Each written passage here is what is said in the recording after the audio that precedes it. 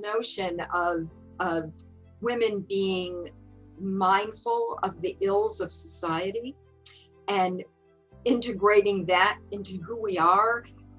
We're mothers, we're partners, we're friends, and the way we treat those around us lends itself to these missions of what we do in community action.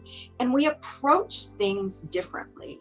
I am not by design, but I'm very fortunate that my whole leadership team are women. And particularly during this very difficult 3 years that this agency has had, where we've needed that empathy, we've needed that flexibility to be nimble, to accept people where they are and work with them, with what they bring to this table. I'm so fortunate to have that kind of team, because we need to be able to do that. We need to be able to give ourselves room to integrate our families, to be sick, to be scared. And that's not something that comes easy to men. What has affected me most in my career is the notion of how to deal with mistakes, because we make mistakes, lots of mistakes, and to forgive yourself and not beat yourself up over it. I wish I had known that more. This notion of not taking things personally, which people have tattooed on their arm, I think is very, very difficult for most women, because we integrate what we do. What we do is who we are. So it's not the mistakes you make, it's how you deal with them and how you manage those challenges. Because being brutally honest allows you to move forward and be free.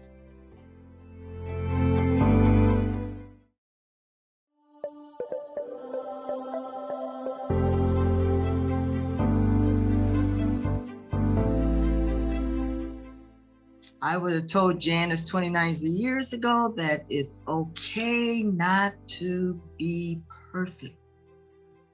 We are all humans and infallible, and we're gonna make some mistakes, and we're also gonna have some successes, but that molds us into what we want to be. So don't beat yourself up when you make a mistake.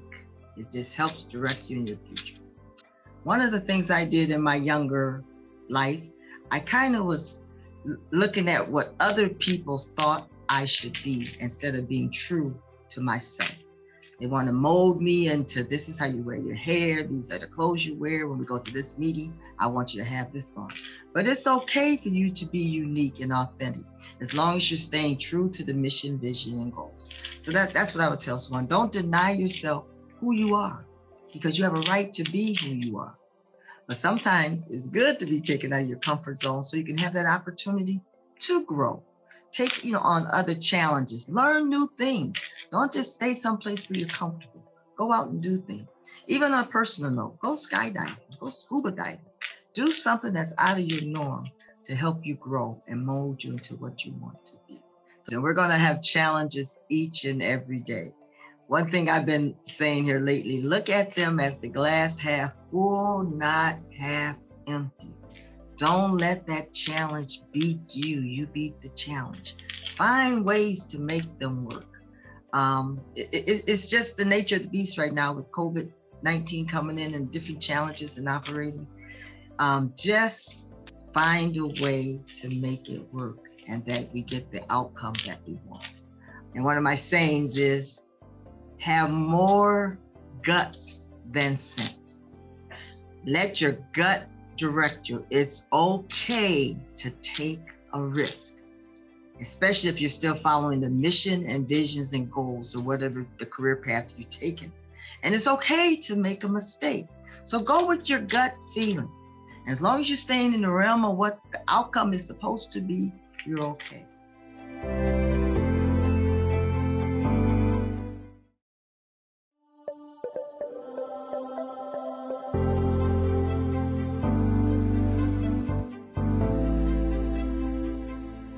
can tell you that I have been very fortunate to work for and with a lot of people who have amazing leadership qualities. As I identified those things that I admired, I worked to try to emulate them. When you see somebody who leads in a certain way and you think there is a level of caring there is a level of understanding of how to make things work. There is a level of humility in that individual. Those are the types of things that I identify with and then try to figure out how to capture what their actions inspired in me so that I can replicate those. I'm very much a process and systems person. So I think my leadership is more about creating organizational structure and the ability to get things done. And I don't want it to be about me personally.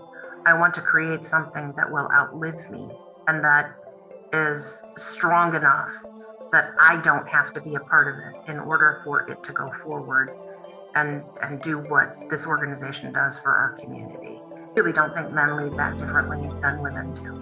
I don't think that they care any differently. I don't think that I don't think they're better or that they're worse. It's, we all bring our individual skill sets in. I think what is different is that women don't get the benefit of doubt the way that men do. But if you are so focused on what other people think of you, you're putting too much energy into that. You really just, you're the one who knows what had to be done, what it took to get it done, and how people were helped by it. And that has to be enough. I think what happens with women is that when opportunities for leadership come around, we do take that moment and we second guess ourselves, and we shouldn't. When a leadership opportunity presents itself, you should take it.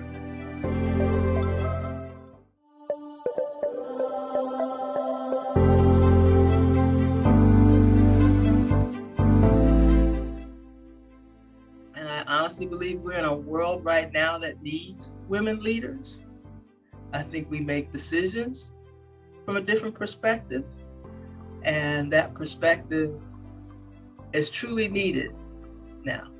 We got so many problems, racial discord, just a lot of families that have been stressed and broken families, the mental health issues, and all those things that, existed before COVID, but have been exacerbated because of COVID. And they're kind of those emotional, relationship-based kind of things that I think women are very good at deciphering. So, concrete skills, we have those, and the ability to look at budgets and, make those concrete decisions. But I think we also have an innate ability to look at the relationship kind of issues and how those affect what we do in a much different way than men do. Before I came to Community Action, I worked for a drug and alcohol treatment program for women. And the clinical supervisor there, she was the most influential as far as I'm concerned in shaping my leadership style.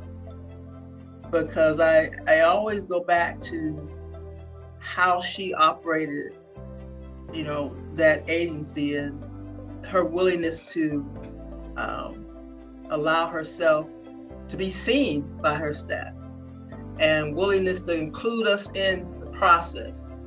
I think she was able to make decisions about what we did best and where our strengths were, because she knew us as whole people, not just a bunch of people with credentials and degrees, but she knew a little bit more about who we were as people.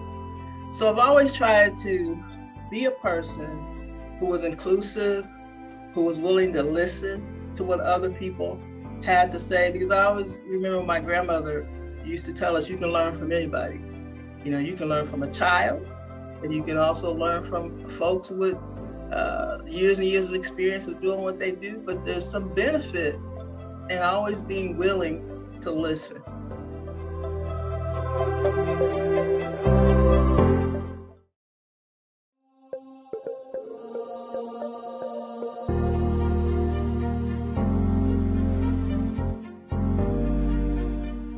Becoming a leader had very little, in my opinion, to do with me versus what other people saw in me. So I always said that I was comfortable behind the scenes, working behind the scenes. I'm a really good follower in that regard, and enjoy doing it. I just wanted to make sure that whatever it was that I was engaged in, that the enterprise was successful. And so I never wanted to be a weak link in anybody's chain. That's still one of my mantras. Never want to be a weak link in anybody's chain. But what kept happening was people kept putting me up front, whether I wanted to be up front or not. The people who were the most impactful for me in terms of leadership were the ones who saw something in me I didn't see in myself. So when I wrote my dissertation, I tried to thank all of those people, like my third grade teacher, Mrs. Stevens. Mrs. Stevens saw something in me, and I remember the day that I didn't do my best, and she gave me the work back and said, I know you can do better than this. I will not let you do less than your best. She said, I see something in you. And I wanted her to be right. And so I worked really hard for Mrs. Stevens. There's an assumption that when you become a leader, you just know how to do this. And the reality is that's not true. There are perspectives that you have to adopt. You know, there's a knowledge base. There's an assumption that the leader of an organization, and I'll use the example of this Step Forward, our community action agency in Cuyahoga County. There's an assumption that I'm supposed to know all of the deep things in the organization. There's no way that I can. It's a $40 million company with 360 employees. What I need to know is enough about everything that we're engaged in, and especially the important stuff. And I remember one day seeing a concert and thinking of it in terms of the conductor. The CEO is the conductor of the enterprise. All of the wind instruments, they play that and they know how to play it well. You know,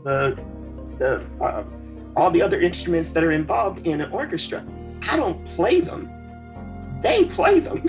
But I need to understand the music that we're supposed to play. That's the vision for the organization, what the CEO does. And I need to make certain that each one of them is playing optimally. So that whatever resources they need, my job is to make sure they have it. And that includes compensation and benefits and a good environment and you know, training our staff. And then for our clients to make sure that the audience is enjoying the work that we're doing. And so that's what the CEO does. That's what the leader of the organization does. I don't have to know all the deep stuff. They have to know all the deep stuff. I just need to know what part they're supposed to play and make sure they play it effectively. And I can't follow somebody who doesn't care about me. It's very difficult for me to do that. Then it's just a job. But I want our staff to know, and I want our clients to know. I genuinely care. I care about what we do. I care about how we treat them. I care about the service that we provide. I care. I can't not care. That's who I am. And so I have had to figure out how to blend that into a leadership model that works for me.